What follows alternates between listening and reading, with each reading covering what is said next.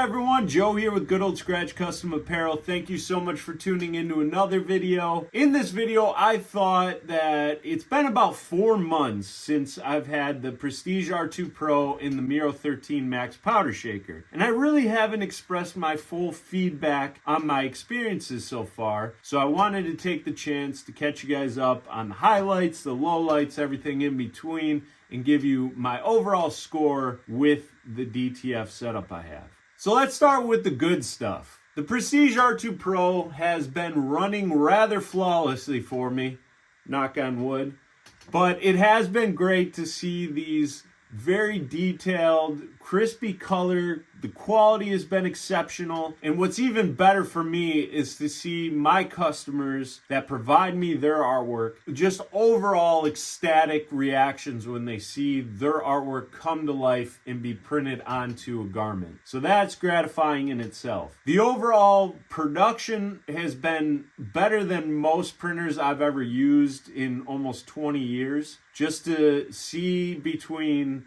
the Prestige R2 Pro to the Miro 13 powder shaker to just having a finished transfer and not having to worry about extra steps in between, and running jobs that have been, 50 to 90 transfers at a time, that has been better than I could have expected for never having that in my past, right? So this is new for me. And again, knowing that I have the ability to provide customers just transfers or do the finished good by applying on them.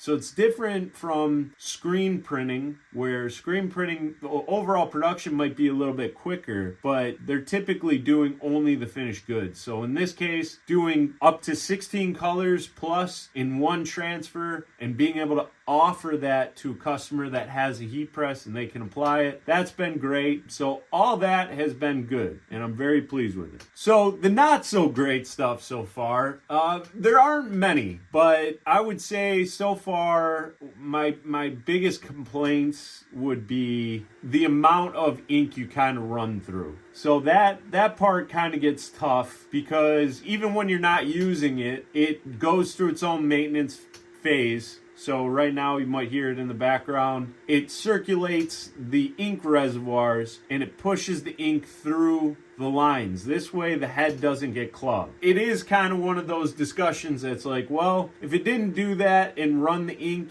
your heads are more than likely to get damaged, and then you have to replace a head, which is extremely expensive. Running through the ink is not as bad, but as you add up, as you got to refill the CMYK in white containers, you do notice that those inks kind of get used quite a bit. So if you're not using the printer all the time, the ink will still get depleted. And so you got to be prepared on making sure that you have ink all the time. The other thing is I ran into an experience that I don't know if many of you have, where the printer was kind of in the very beginning, right after I got it out of its box and I set it up and I was trying to run some jobs, and it kept pausing all the time, and I wasn't sure. I called the tech support, they helped me out, but then it kept doing it again. And it turned out that the belt that the head runs back and forth on was a little loose, and I had to manually go in and tighten that up,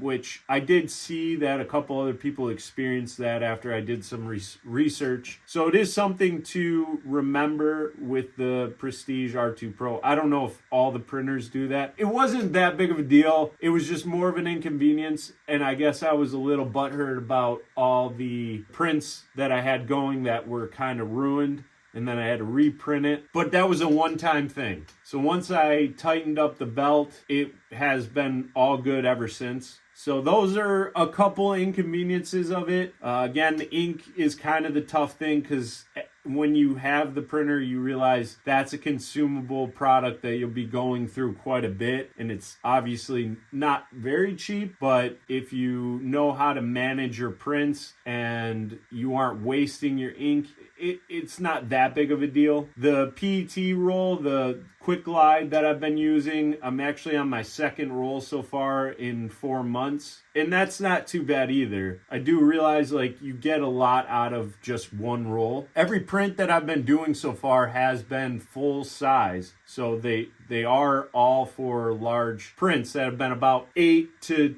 11 inches, and so that'll obviously eat up a lot more media. But that's about it. I mean, I have nothing negative about the prints itself. Again, nothing negative about the Miro 13 Max. That has been a lifesaver in regards to the entire overall production. And that's where I want to segue to express how awesome the Miro 13 Max has been. As somebody that didn't go through the DTF process in the original way where you put your transfer after it printed into like a Schaefer dish and you manually poured your hot melt adhesive onto it, and then you had to pull the transfer out, and then you had to still cure it, and then you applied it. That seemed a little bit arduous and tough to do, but fortunately with this Miro 13 Max setup, it takes out all of that headache. So it is cool to see one print into the next process to just having the final good before you apply it. So there's nothing negative I can say about the Miro 13 Max. It has definitely been a lifesaver and a time saver. It is cool to be able to reuse the one bag I've had so far in 4 months of the hot melt adhesive. So that's really cool to know that you can keep using it as long as you take care of it, as long as it stays out of high moisture and high heat. I've used it on every transfer I've printed so far. I still have about 1/3 of the bag left. So that's cool that you can make the hot melt stretch pretty well. Big ups on the Miro 13 Max for sure. The next cool thing I kind of wanted to talk about the experience was the storage part of it. I did that in one of my last videos where I showed a transfer that I had stored for a few weeks, and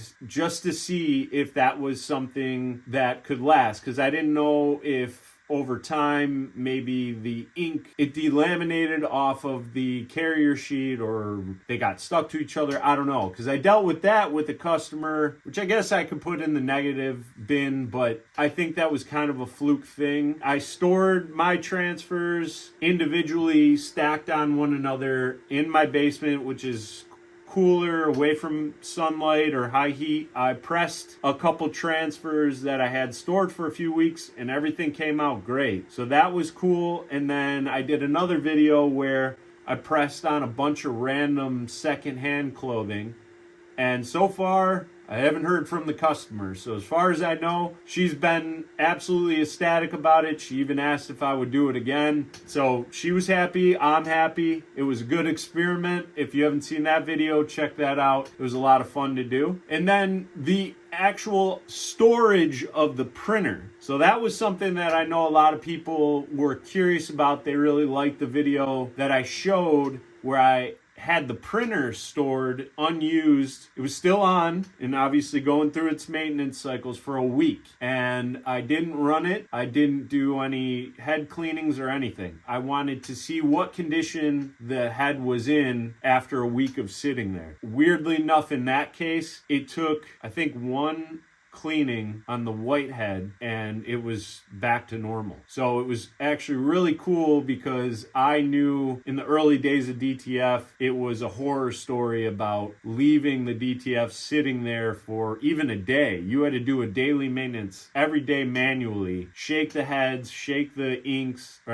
clean the heads, shake the inks. Even then, people were running into head issues. So to leave this for a week and know that if I were to leave it, go out of town for a week and come back, and as long as it's on, I should be okay. I got a couple of people that asked about other forms of maintenance with it. I don't know. You experiment, try it out. I just showed you what I did by not really doing anything, by leaving it on, and it worked. So that was one thing I definitely put on the upside of this printer. But then again, I did have a time where I let it set just for a night, whatever. I did a print, next day, didn't do anything, came back the day after to do another job, and both the heads were not firing at all at 100%. And I had to do maybe like 3 or 4 cleanings. So you never really know.